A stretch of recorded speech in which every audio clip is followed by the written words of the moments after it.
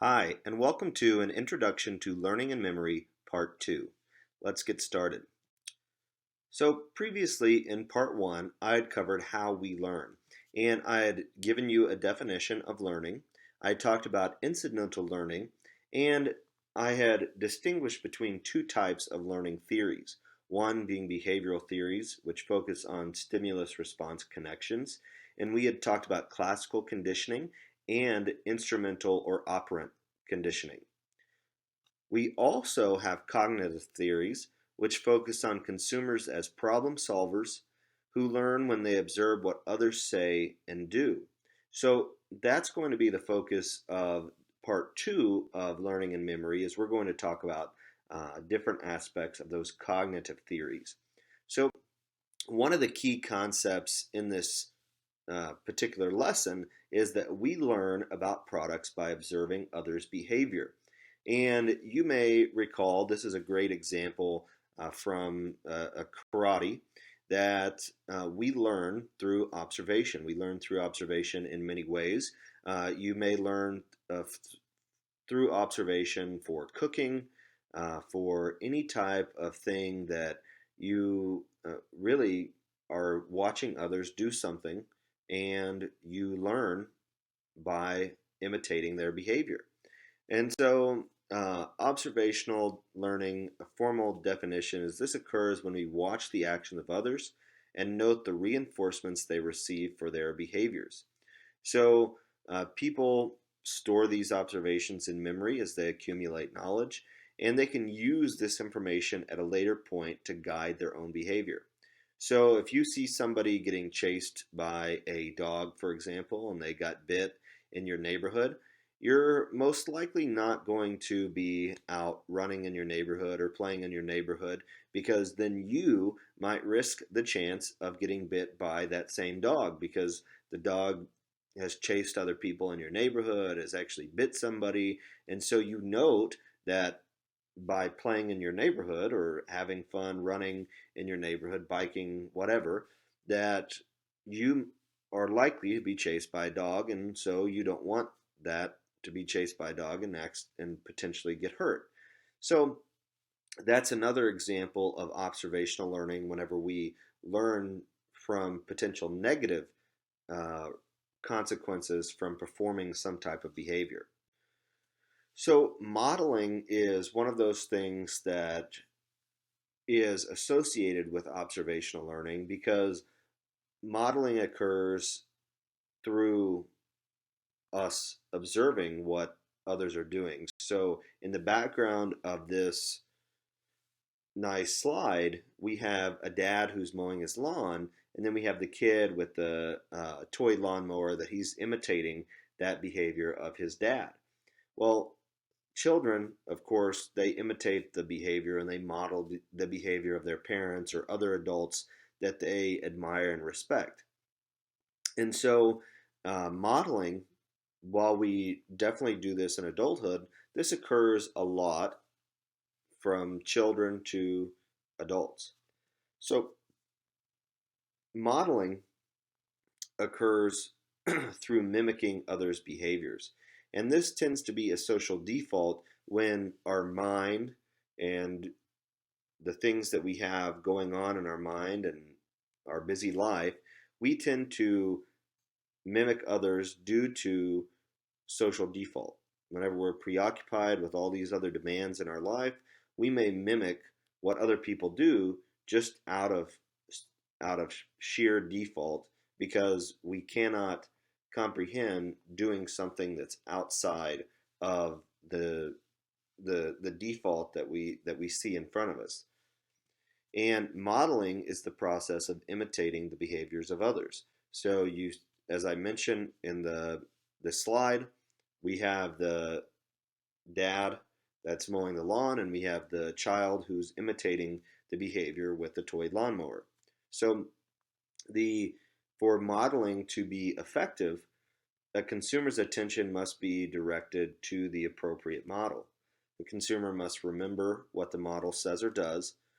The consumer must convert this information into actions, and the consumer must be motivated to perform those actions. So, modeling, while it can occur through social default, there are sequences to modeling. We have to have attention, and we had talked about perception and attention in previous lessons.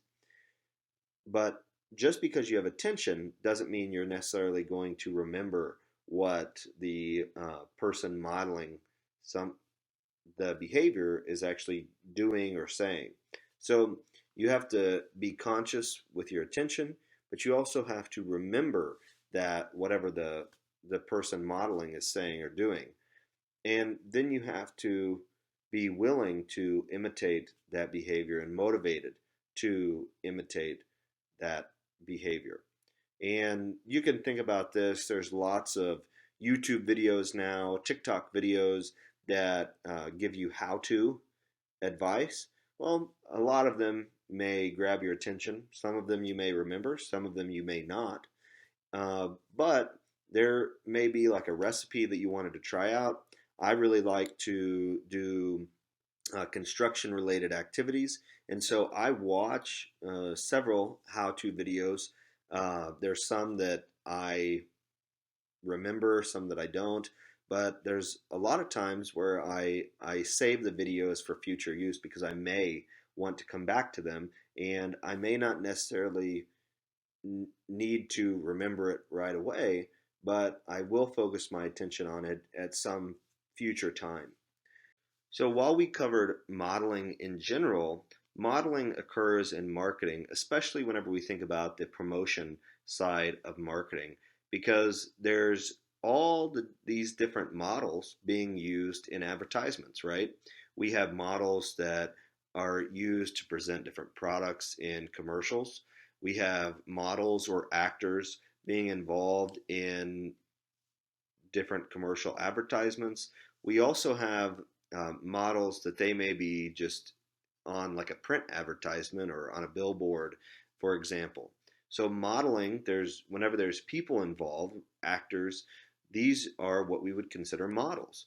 And the effectiveness of the model depends on their social attractiveness. So we might think of attractiveness in regards to physical appearance. So that's why oftentimes a lot of companies they use celebrities who the general public believes to be attractive in some way, that they've asked, the general public believes that, okay, these particular actors, Brad Pitt, Angelina Jolie, a lot of these actresses, that they've been regarded as being physically attractive.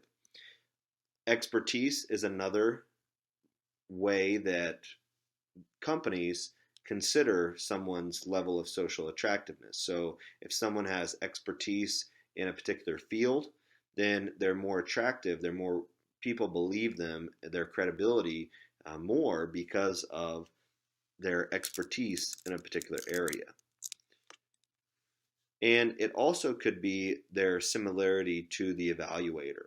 So while you may see commercials with celebrities, right? There's also commercials with actors and actresses that are not well known at all, right?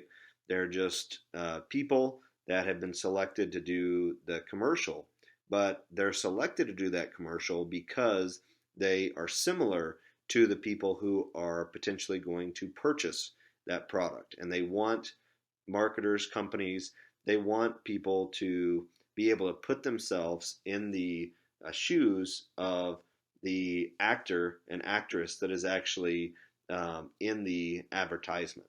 So similarity is a big way that marketers and companies they do this to make consumers more attracted to their product, especially if it's like an everyday product. Like if we think of the paper towel example that I've used in previous lessons, they're going to use someone who is similar to you. Same with insurance. They want somebody in their advertisements that looks similar to the consumers that they're trying to target. Now that we've covered different learning theories, specifically behavioral theories of learning and cognitive theories of learning, let's go back to how do we learn to be consumers? Well, Oftentimes, this starts with our parents' influence because we as consumers, this starts out at a very early age because as children, we are able to observe our parents' behavior. We oftentimes model that behavior, and we have conditioning, and through conditioning, whether it be classical or instrumental or operant conditioning, we learn how we should be consumers. So our parents' parenting style has a strong influence on us as consumers, especially how we're going to be consumers later in life.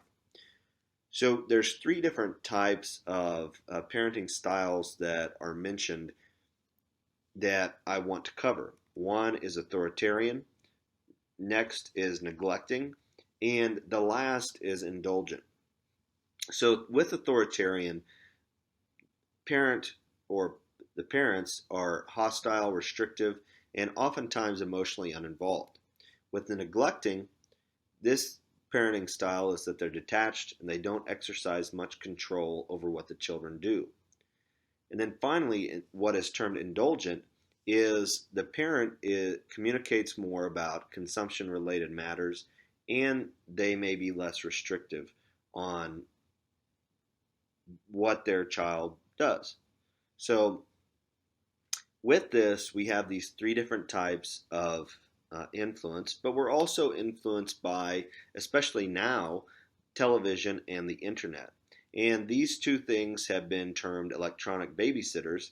If you've ever been in a restaurant and you see kids playing on their phone that their parents have given to them just to have their child be quiet, that's the notion of an electronic babysitter because they're using the phone to entertain the child while at dinner or while out in public.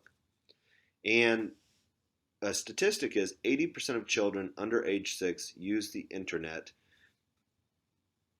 at least once a week. This is another chart that I think is really nice to be able to show us how consumers really develop based on how we learn as we grow up. So, consumers, they go through different stages, and these stages occur as we age. And these occur in the very first years of our life, generally. By the time we're 8 years old, we can make independent decisions. Um, so, stage one, which is from birth to age one, we typically observe. Stage two, we make requests, and this can be as early as 9 months old. But typically, the median age of onset is between 1 and 2. Um, with stage three, we're actually making selections, and this can occur as early as 1 years old. But oftentimes, the median age for this is about 4 years old. And making assisted decisions can occur as early as 2 years old, but the median age at onset is about between 5 and 6 years old. And then, whenever we think about making independent purchases, this can start occurring as early as 4 years old, but the median age is typically 8 years old. So, whenever we think about as children, I have kids myself. I think about and I look at this chart, and it's really spot on because uh, by the time some of my kids have reached age 4, they've been able to make their own decisions on what they want. We um, ask them, what would you like in a particular product category, and they can tell us, okay, we want this. Um, it they couldn't necessarily go into the store and have their money right and be able to say, okay, I want this, and pay the cashier, but they do make assisted purchases, and they can definitely make selections and whatnot. But I do see this sequence, and you may even be able to remember back to your own childhood and how you made selections or could understand the differences, be able to make requests and whatnot. So I remember whenever I was a kid, as early as 2 or 3 years old, I could identify the Kraft macaroni and cheese box, and I specifically requested that. So I was making selections on what I wanted. I wanted that macaroni and cheese right there. So the last thing that we're going to cover on learning, and then we're going to shift into memory, is that cognitive development. So kids differ in their information processing capability, and that's why we saw that there's different stages involved in becoming a consumer. So one is that they're limited in their information processing ability. And that's why oftentimes early on, those early ages, we're just able to observe. So children, typically younger than 6, they can't employ storage and retrieval strategies. They can't actually store something in their memory and try to recall it later. Oftentimes, they don't remember. And you may not be able to remember a lot of things that happened in your childhood other than the fact that there's pictures, right? That you can say, oh, yeah, I remember that. But it's actually you have pictures that you can go back to and you say, oh, yeah, I recall that from what happened in my childhood.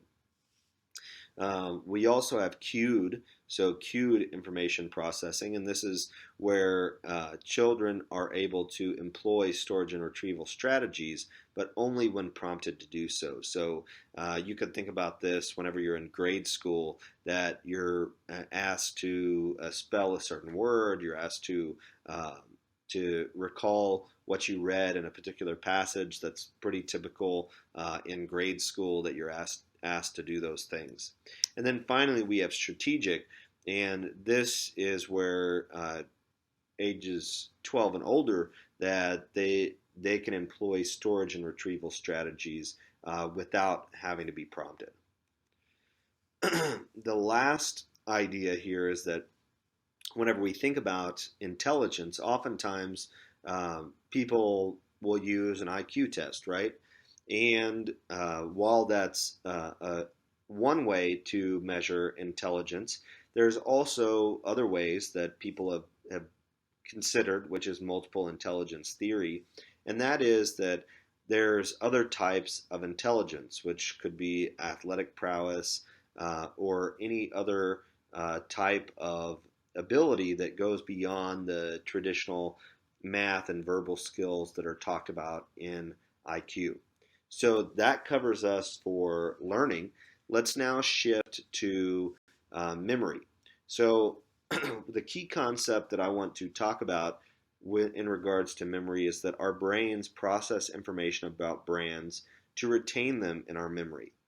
So what is memory? This is a process of acquiring information and storing it over time so that we will be able to use it when we need it.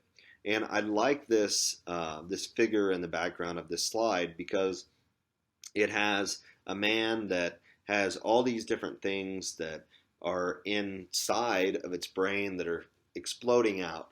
Well, in all of us, we have things in our memory that we store, and after 12 years old, it's very easy for us to retrieve those things from our memory.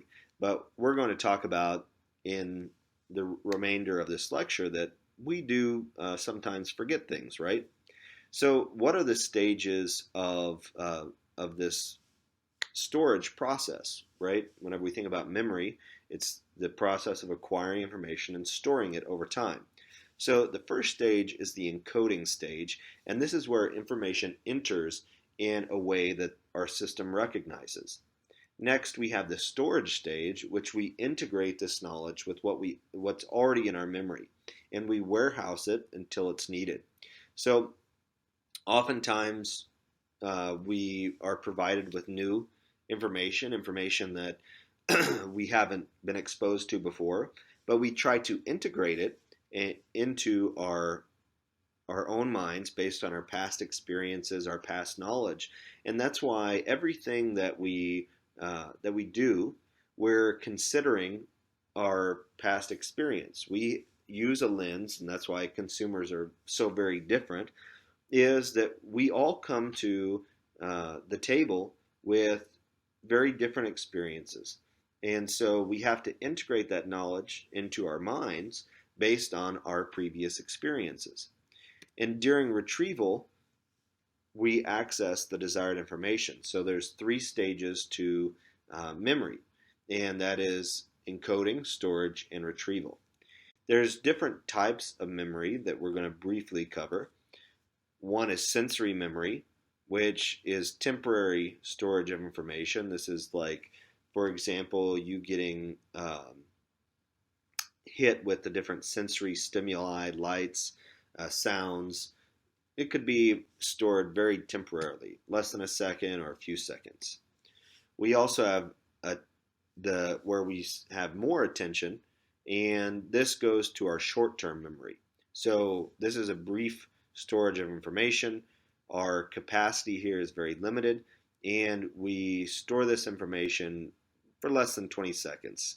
Say somebody asked you to remember a code to get inside of a house. You may not remember that code unless you write it down, right? Because it's not, you spend a little bit of your attention on it, but not enough for you to always remember. It's not like your phone number that you've always had, or your social security number, or your date of birth. You then go from your short-term memory to elaborative rehearsal, and this is where information is subjected to deep processing, and it goes to your long-term memory. So this is relatively permanent, and you may think of this, for me, I remember my phone number from my childhood, my parents' home phone. We don't have that home phone anymore, but I still remember that phone number, and I'll probably carry that phone number with me for the rest of my life, because it's one of those that's stored in my long-term memory, and it's permanent. So how do our memories store information? Well, the one perspective is this multiple store perspective, that short-term memory and long-term memory are separate systems. However, recent research suggests that short-term memory and long-term memory are interdependent, and it depends on the nature of the processing task. And these approaches are called activation models of memory. So what are activation models of memory? This is where an incoming piece of information gets stored in an associative network that contains many bits of information. So if we think of perfumes, we may have the associations of that's cologne, it may be floral scents, what's also been called toilet water. You may, if you think about colognes, you may think of Calvin Klein, or if you remember from our modeling slide, you may think of the Armani Code. You could also think of, from the floral scents, you could think of the brand Obsession, and that could be, you have also associations with that are rich, and from that, like, you have other associations. So this is a network of different associations and terms that from just thinking about perfumes, that you have these different notions in your mind about the particular information. So the storage units are called knowledge structures, and it's like a spider web with pieces of data or information. And incoming information gets put into these particular nodes that connect to one another. Through these activation models of memory, there can be spreading activation. And we talked about that a little bit through that example in the previous slide. But the idea is that this allows shifting back and forth among different levels of meaning. And a few examples of different types of meaning is brand specific meaning. So this could be memory stored in terms of the claims the brand makes. If we think about this, like Bounty, they claim to be the quicker picker upper, right?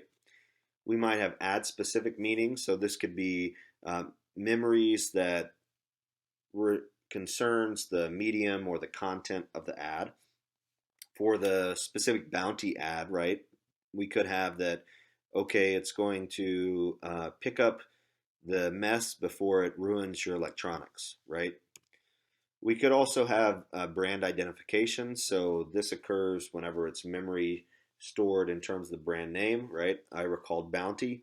And whenever we talked about some of those in the previous lecture or previous lesson on the introduction to learning and memory, I had mentioned like Rolaids. I had mentioned some other examples of this in previous lectures. We could also have product category meaning. So this is in terms of how the product works or where it should be used. And right, if we think and we keep using the Bounty example as paper towels, there's lots of reasons or lots of ways that we could use paper towels, right? It could be used to clean up any type of mess. It could be used as a napkin, like whenever you're eating to wipe your face off. It could also be used if you're out of Kleenex, right, to blow your nose. So there's lots of different ways that Bounty as a paper towel could be used. And then we also have our evaluative reactions, and this is memory stored as positive or negative emotions. And we're going to talk about positive or negative emotions in the next lecture or next lesson. But we definitely, as consumers, we have memories in terms of if we liked or disliked a product, how we felt about that product or service or brand. We store knowledge in our memory, and with knowledge, there's different levels. First, we have meaning, which these are things that we prescribe, meaning we prescribe to different things in our life. We prescribe meaning to objects that we see, products that we use, people that we interact with.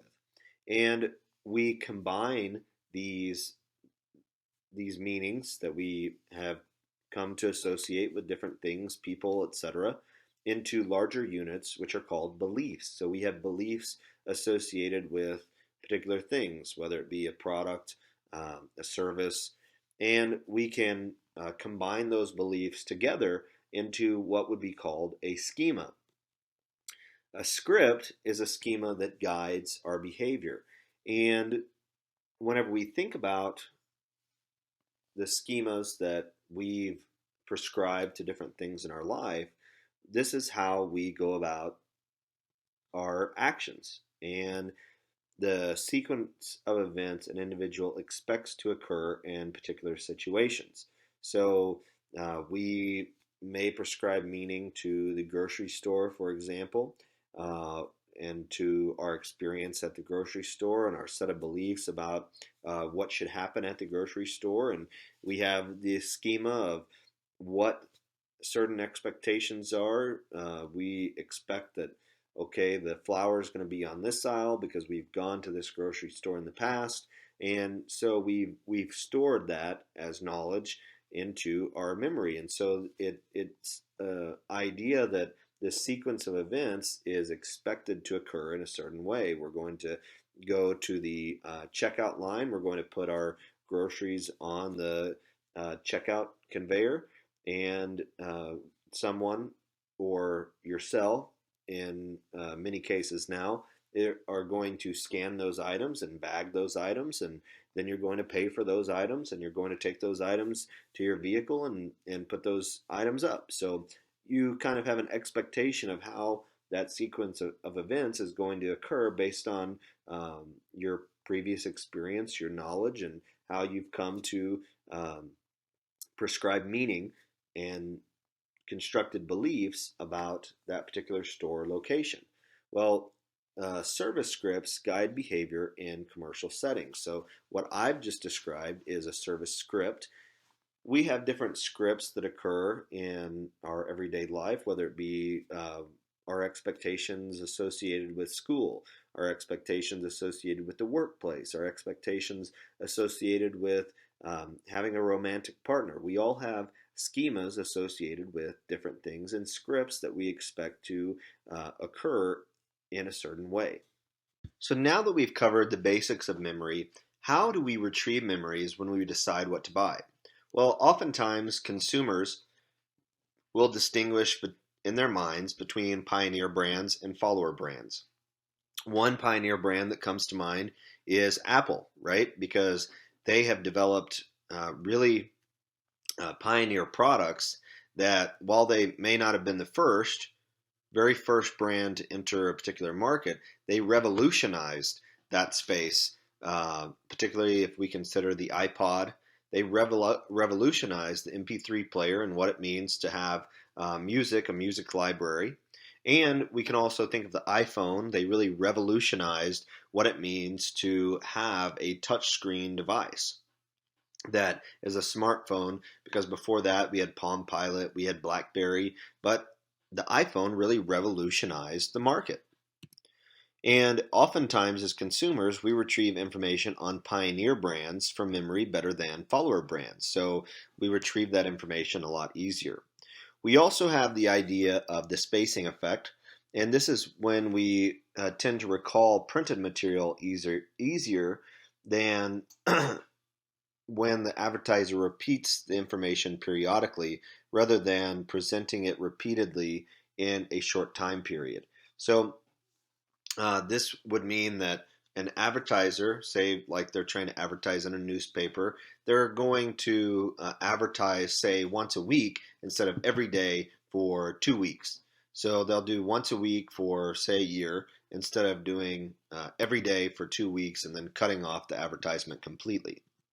We also have the idea of a narrative, and with narratives, we're able to recall and encode and put that information into our memory storage a lot easier, because as consumers, we remember stories.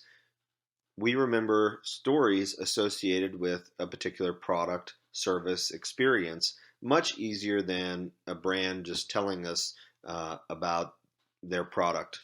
So narratives are a great way to help consumers not only encode but also retrieve that memory from their memory storage.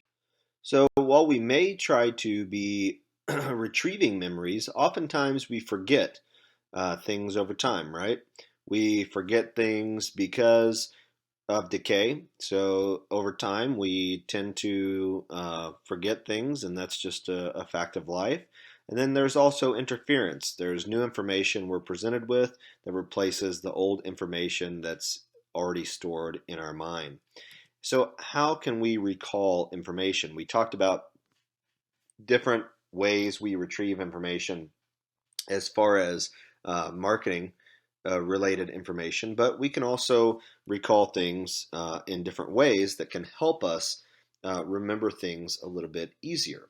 One is through state-dependent retrieval, and this is if our internal state is the same at the time of recall as when we learn the information. One of the common examples of state-dependent retrieval is that if you learn something while you were drunk, that it will be easier for you to remember whatever it is that you learned by being drunk again. And that's a common example that's used, that people have done research on, that people, whenever they learn something that they're drunk, to be able to remember it, they have to be drunk again to actually recall that information, because they're at the same state at the time of recall as when they learned that information. We also have what's called the highlighting effect, and this is the order in which consumers learn about brands determines the strength of association between the brands and their attributes. We also have what's called salience, and this is a brand's prominence or level of activation in memory. And then we have what's called the von Restorff effect. And this is any technique that increases the novelty of a product or service, which will improve recall. So novelty is a big one that can help consumers really try to recall the particular information. Marketers often want to measure a consumer's memory. That is, they want to understand how much their brand, product, ad, whatever sticks in the consumer's mind because, right, they want their advertisement, they want their product brand to be effective. And so, one way they do this is through recognition or recall. Recognition, they show different ads and they ask if they've seen the ad before or not. If you think about this, this is like whenever they have like the police, whenever they're looking at suspects and they ask the victim to point out whoever is in the lineup. The potential suspect is in a lineup and they try to point him out. Whereas a free recall test is where the researcher or person asks the consumer what they've seen without being prompted for the information. So they're not being presented with anything. They're just saying, okay, what do you remember about this particular advertisement? What do you remember about the ad?